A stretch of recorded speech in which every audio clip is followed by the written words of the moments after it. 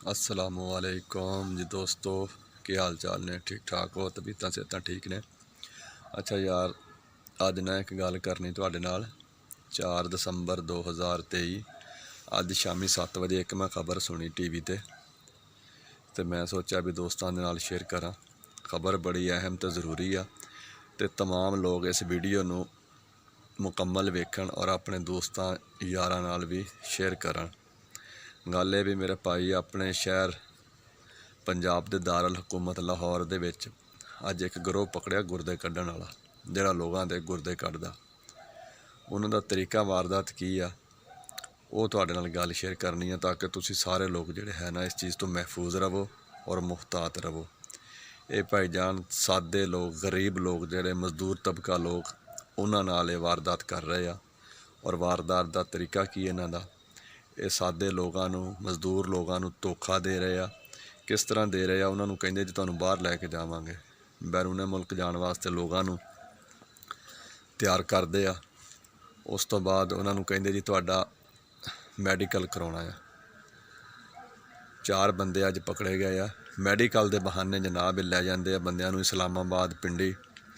उत्थे इन्हां ने अपने कोई प्राइवेट डॉक्टर रखे हुए आ। उत्थे एक फार्म हाउस आ कोई। उस तो बाद उस फार्म हाउस ते लै जाते उस बंदे नूं कि तेरा जनाब मैडिकल करना, बाकी सारा कुछ तेरा क्लीयर आ, तो हुण तेरा मैडिकल का मरहला आ गया, तो हुण तेरा करना मैडिकल। वो जनाब मैडिकल के बहाने उत्थे बंदियां नूं करदे बेहोश, ते बेहोश करके ते गुरदा कढ लैंदे आ।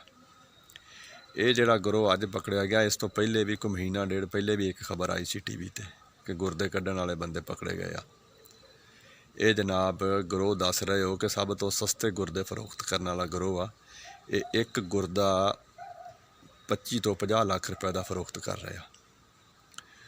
तो इस तो पहले जिहड़े पकड़े गए वो दसदे कि इस तो भी ज़्यादा महंगे गुरदे बेच रहे हैं। 50 लाख तो लैके 1 करोड़ रुपए तक ये कारोबार हो रहा। ये सिर्फ पाकिस्तान की हद तक नहीं, ये बैरूने मुल्क बाहर के मुल्कों के लोगों के गुरदे जिहड़े ना वो बेच रहे हैं, फरोख्त कर रहे हैं लोगों नूं। ये गुरदे खरीदण वाले तो सारे अमीर लोग आ गए, मगर जिहड़े लोगों के गुरदे कढ़ रहे आ ये वो सारे मेरे भाई मजदूर, जिहड़े लोगों ने यह ख्वाब वेख रहे कि असीं बाहरले मुल्क जाइए तो अपने बीवी बच्चों के वास्ते कोई आला मुस्तकबिल बनाइए, ज़्यादा पैसा कमाइए। तो मेरे भाईओ इस चीज़ का ध्यान करना, तुसी वेख के परख के कोई अपना जानने वाला बंदा है उहदे नाल जावो, किसी एतमाद वाले बंदे दे नाल जावो, ना कि कोई सोशल मीडिया ते वेख के ते इस तरह के जिहड़े गिरोह है उन्हां दे हत्थीं चढ़ के सारी जिंदगी वास्ते मजदूर होकर बह जाओ, अपने गुरदे कढवा के बह जाओ। तो तमाम लोग इस वीडियो नूं अपने यारां दोस्तां दे नाल शेयर करन, ताकि साडी यह वीडियो वेख के, साडी यह कोई गल सुन के, खबर सुन के किसी भाई का फायदा हो जाए। ओके, अल्लाह हाफिज़।